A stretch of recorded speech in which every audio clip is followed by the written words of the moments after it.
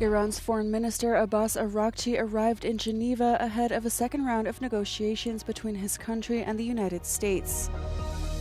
The EU will send the Commissioner for the Mediterranean, Dubravka Shuica, to represent the EU at the first meeting of Trump's Board of Peace in Washington on Thursday. The EU must not misinterpret the US Secretary of State's speech at the Munich Security Conference, warned Fabrice Potier, CEO of think tank Rasmussen Global, on Euronews. The aftermath of a deadly storm continued to disrupt parts of France on Sunday, with a record flood alert still in effect in the southwest. Iran's Foreign Minister Abbas Araghchi arrived in Geneva ahead of a second round of negotiations between his country and the United States. Tehran says indirect Iran-US nuclear talks mediated by Oman will also be held on Tuesday. Washington is expected to seek to expand the context of the meeting to include Iran's ballistic missiles and its vast network of proxies in the region. Tehran and Washington restarted negotiations this month after previous talks collapsed when Israel and Iran were embroiled in a 12-day conflict in June. U.S. Secretary of State Marco Rubio told reporters on Monday that he was hopeful the Oman talks would lead to a deal. Uncertainty surrounds the fate of Iran's stockpile of more than 400 kilograms of 60% enriched uranium that was last seen by nuclear watchdog inspectors in June, a small technical step from the 90% enrichment threshold needed for weapons grade. The EU will send the Commissioner for the Mediterranean, Dubravka Shuica, to represent the EU at the first meeting of Trump's Board of Peace in Washington on Thursday. The European Commission has said Shuica will only participate in a specific part of the meeting dedicated to Gaza and is not joining as an official sitting member of the board. Italy, Romania, Greece and Cyprus have all accepted invitations by the Trump administration to participate as observers. Only 2 EU member states, Hungary and Bulgaria, have accepted invitations to sit as members. An EU official said that the bloc wants to play a role in the reconstruction of Gaza despite numerous concerns over the board's executive setup, which was initially conceived as a vehicle to rebuild the territory, but now says its mandate is global peace. The inclusion of Russian President Vladimir Putin on the board also makes membership politically untenable for most EU countries. EU top diplomat Callas pushed back against US criticism on Sunday as the Munich Security Conference came to a close. Callas dismissed claims made by US Secretary of State Marco Rubio, who insisted that Europe must defend its civilization. History. Contrary to what some may say, woke, decadent Europe is not facing civilizational erasure. In fact, people still want to join our club, and not just fellow Europeans. Over 40% of Canadians have an interest in joining the European Union, so the waiting list is quite long. Callas acknowledged that while the two powers are intertwined, they clearly do not see eye to eye on all issues. She urged European nations to reclaim their agency and take the lead on their own defense in the face of an aggressive Russia. Callas insisted that Russia is broken rather than a superpower, warning that the greatest threat is Moscow gaining more at the negotiating table than it did on the battlefield. Let's be clear-eyed about Russia. Russia is no superpower. After more than a decade of a conflict, including 4 years of full-scale war in Ukraine, Russia has barely advanced beyond the 2014 lines. And the cost? 1.2 million casualties. Today, Russia is broken. Its economy is in shreds. She called for strict concessions, including capping the size of Russia's military and ensuring it pays for war damages. You have one army that... The EU must not misinterpret the US Secretary of State's speech at the Munich Security Conference. This was the warning issued by Fabrice Potier, CEO of think tank Rasmussen Global, during an interview on Euronews show Europe Today. Although the tone used by the US Secretary of State was softer, the substance did not indicate a change of course. I think nobody was naive in thinking that this is not an olive branch. This is just a way to make the past few months a bit less painful. But clearly the road ahead, as I mentioned, this is calm before the next tempest, because the road ahead is still made of many differences. I think Ukraine is still lurking very much around the corner in terms of big US-Europe Ukraine difference.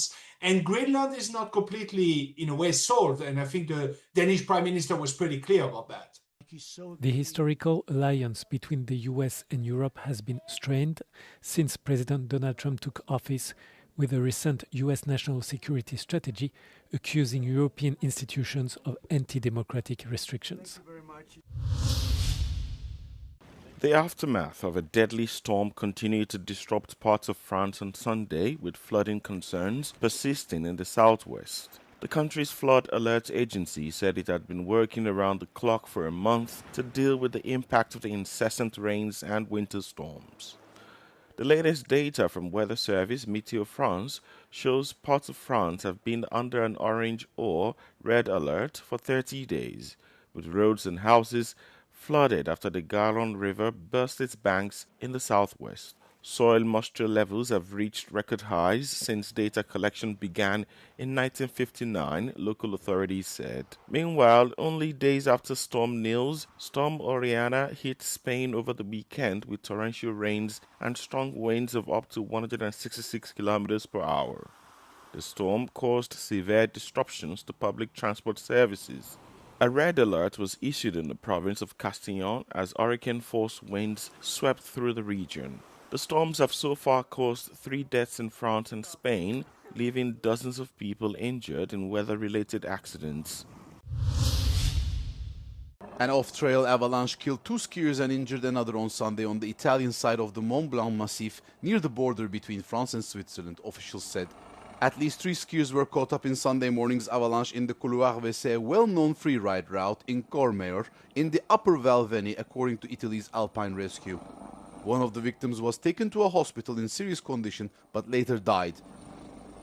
15 rescuers, 3 K9 units and 2 helicopters took part in the search and rescue efforts. Courmayeur, a town with about 2,900 inhabitants, is some 200 kilometers northwest of Milan, one of the venues hosting the Milan-Cortina Winter Olympics. Another person was partially buried by an avalanche in Trentino but was rescued by his companions, authorities reported on Sunday.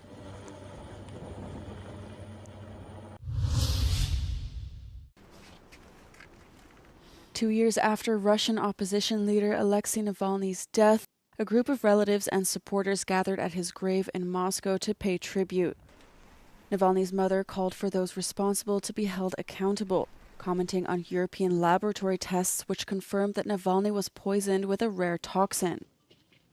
Это подтверждение тому, что мы знали с самого начала. Мы знали, что сын наш не просто умер в колонии, он был убит.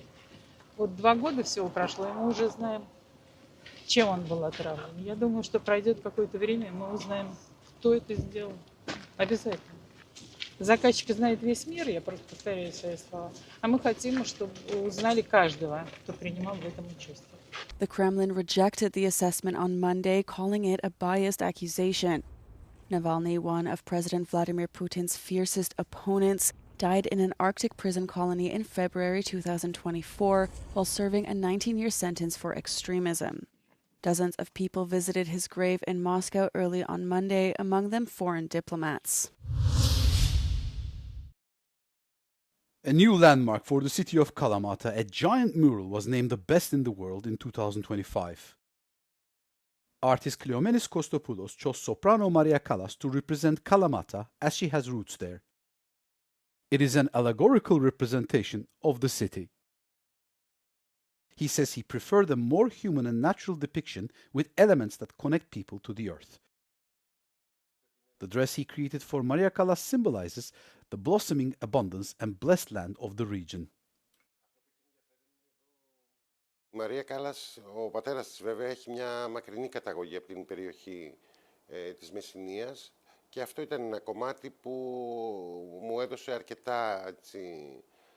αρκετά μεγάλο έναυσμα στο να είναι η Μαρία Κάλλας ως όμως ενσάρκωση της Καλαμάτας. Η τοιχογραφία δηλαδή ουσιαστικά δεν λέγεται Μαρία Κάλλας αλλά Καλαμάτα. Creating the massive work took a month of effort, with artists battling bad weather using cranes and sprays to cover the huge wall.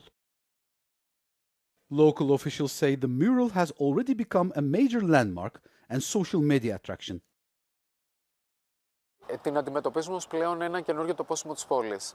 Είναι ένα σημείο, ένας πόλος προσέλκυσης, έρχεται ο κόσμος που φωτογραφίζεται, προγραμματίζει στο ταξίδι του να έρθει να τη δει, την προβάλλει από τα κοινωνικά μέσα, το hashtag της Καλαμάτας και της Μαρία Callas πλέον προβάλλεται και διαδίδεται περισσότερο. Θεωρούμε ότι είναι μια τοιχογραφία που μας έβαλε, μας βοήθησε πάρα πολύ πέρα από όλα τα υπόλοιπα σημεία και στην τουριστική προβολή της πόλης. The project is part of a larger initiative to bridge art and tradition as the city worked toward becoming climate neutral by 2030. Dana Eden, the co-creator and executive producer of hit TV spy thriller Tehran, has been found dead in an Athens hotel room, according to local police reports. The 52-year-old was in Greece filming the 4th season of the show, which follows a Mossad agent seeking to prevent Iran from obtaining a nuclear bomb. The cause of death has not yet been confirmed, and authorities say a formal investigation has been launched. Her death sparked rumors on social media over foul play, given the nature of the show's narrative. There have also been misleading reports in Israeli media stating that Greek police were investigating a possible link to Iran. International production company Dana and Shula Productions, however, released a statement dismissing any unfounded rumors about Eden's death. They've also asked the public to avoid sharing conspiracy theories and allow the TV exec's family and loved ones to grieve in peace.